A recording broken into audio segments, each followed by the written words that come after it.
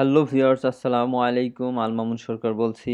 SQL for database management system কোর্সে সকলকে স্বাগতম। সো আজকে আমরা লিসন 13 এ আছি। আজকে আমরা এসকিউএল এর এক্সিস্ট অপারেটর নিয়ে দেখব। সো এসকিউএল এ আসলে এক্সিস্ট অপারেটরটা মেইনলি ইউজ করা হয় মানে কোনো একটা সার্টেন কন্ডিশনে এক্সিস্ট করে কিনা। যেমন ধরেন হচ্ছে আমি যদি আমাদের ডাটাবেজে চলে আসি, আমাদের এখানে এক্সিস্টেড, এখানে সাপোজ আমার এখানে এমপ্লয়ি আছে, এমপ্লয়িজ এমপ্লয়িজ এখানে আছে এবং এখানে স্যালারি আছে। আমি চাচ্ছি যে এমপ্লয়িগুলোর স্যালারি আছে, স্যালারি টেবিলে যাদের কলাম আছে তাদেরকে দেখাইতে। যেমন ধরেন এখানে হচ্ছে এমপ্লয়ি অনেকগুলো আছে কিন্তু এখানে স্যালারি কিন্তু সবারই নাই। আমাদের 15, 16, 19 এই তিনজনের এমপ্লয়ি আইডি আছে, আর এই দুইজন এমপ্লয়ির হচ্ছে আইডিতে এমপ্লয়ি নাই। সো এই তিনজন এমপ্লয়ির অ্যাটলিস্ট আমাদের স্যালারি টেবিলে এক্সিস্ট করতেছে। তো এই টাইপের যদি মানে বিষয় থাকে সাব কোয়েরিতে অ্যাকচুয়ালি, তো সাব কোয়েরিতে এক্সিস্ট করে কিনা, সো সেইটার উপর বেস করে আমরা হচ্ছে কোয়েরি করতে পারি। সো এক্সিস্টের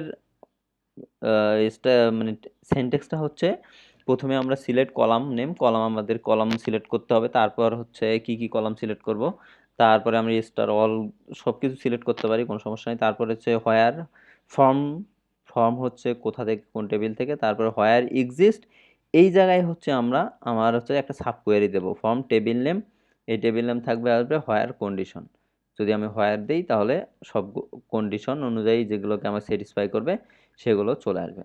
সো যদি আমরা একটু এক্সাম্পলে চলে যাই, এখানে দেখি সিলেক্ট স্টার ফ্রম এমপ্লয়িজ হোয়ার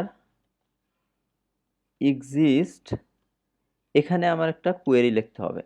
এই কোয়েরিতে যেই এক্সিস্ট করে তাহলে ওই কন্ডিশনের উপর বেস করে যদি এক্সিস্ট করে তাহলে কিন্তু আমরা ওই কন্ডিশন অনুযায়ী দেখাবো। যেমন ধরেন আমি সিলেক্ট করলাম অ্যামাউন্ট, এক্সিস্ট করতেছে ফ্রম স্যালারি টেবিলে, স্যালারি টেবিলে যাওয়ার অ্যামাউন্ট ইউনিট করতেছে, এবং হোয়ার হচ্ছে আমাদের salary dot employee ID equal employees dot ID.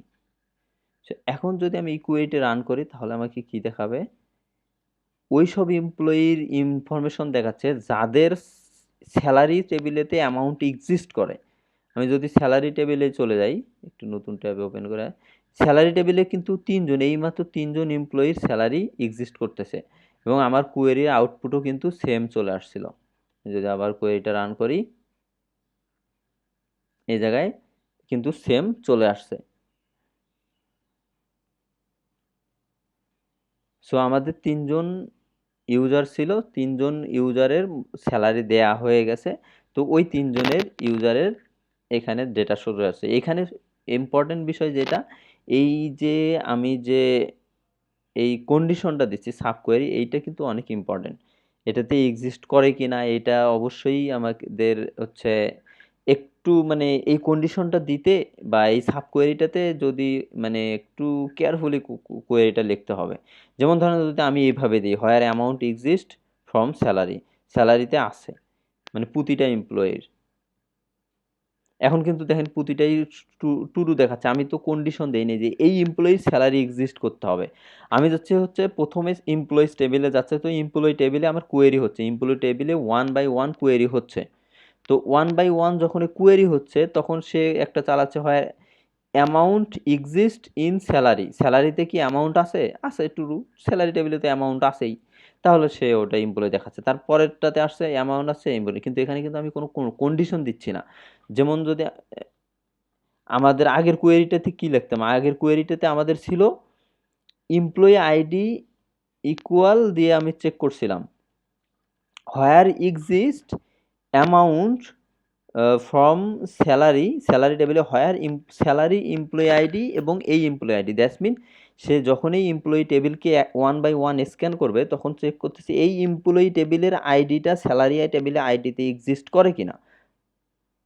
যদি এক্সিস্ট করে তাহলে সে হচ্ছে ওইটার ডাটাটা শো করতেছে, আদারওয়াইজ কিন্তু শো করতো না। যেমন হচ্ছে আমাদের আগের কোয়েরিতে কিন্তু সবগুলো ডাটাই শো করছিল। সো এই বিষয়ে একটু কেয়ারফুল থাকতে হবে কোয়েরিটা লেখার বিষয়ে, কারণ কোয়েরিতে যদি ভুল লেখি অথবা সঠিকভাবে না লিখতে পারি তাহলে কোয়েরিতে দেখা যায় আমার রেজাল্ট এক্সপেক্টেড রেজাল্ট আসবে না, একটু ডিফারেন্ট রেজাল্ট চলে আসবে। সো আজকের লিসনটি আসলে অনেক ছোট ছিল, মানে তেমন কিছু নাই, এসকিউএল জাস্ট এক্সিস্ট নিয়েই আলোচনা করার ছিল। তো আশা করি এক্সিস্ট কেন ব্যবহার করতে হয় বুঝতে পারছেন। তবে একটা ইম্পর্টেন্ট বিষয় যেটা বললাম, বারবার বলতেছি, সেটা হচ্ছে আমরা যে কোয়েরিতে লিখবো, কোয়েরিতে যে আমরা যে সাব কোয়েরিটা লিখবো এই জায়গাটাতে আমাকে অনেক কেয়ারফুলি কিন্তু হ্যান্ডেল করতে হবে, কারণ এই জায়গায় যদি কোয়েরিতে যদি একটু এলোমেলো করে দেই বা কোয়েরিতে যদি একটু ভুল হয় তাহলে কিন্তু আমাদের মানে আনএক্সপেক্টেড রেজাল্ট চলে আসবে, দেখা যায় যে আমরা যাদের চাচ্ছি তাদের পাচ্ছি না। সো এইরকম এই বিষয়টাতে একটু কেয়ারফুল হতে হবে। আশা করি এক্সিস্ট সম্পর্কে বুঝতে পারছেন, যদিও তারপরেও যদি কোনো প্রবলেম থাকে অথবা কোনো কোশ্চেন থাকে গ্রুপে কোশ্চেন করবেন অথবা কমেন্ট বক্সে কমেন্ট করতে পারেন, আমি যথাসাধ্য চেষ্টা করবো অ্যান্সার দেওয়ার জন্য। সো সকলে ভালো থাকবেন, সুস্থ থাকবেন। Thank you for your like, comment, share and subscription. আল্লাহ হাফেজ।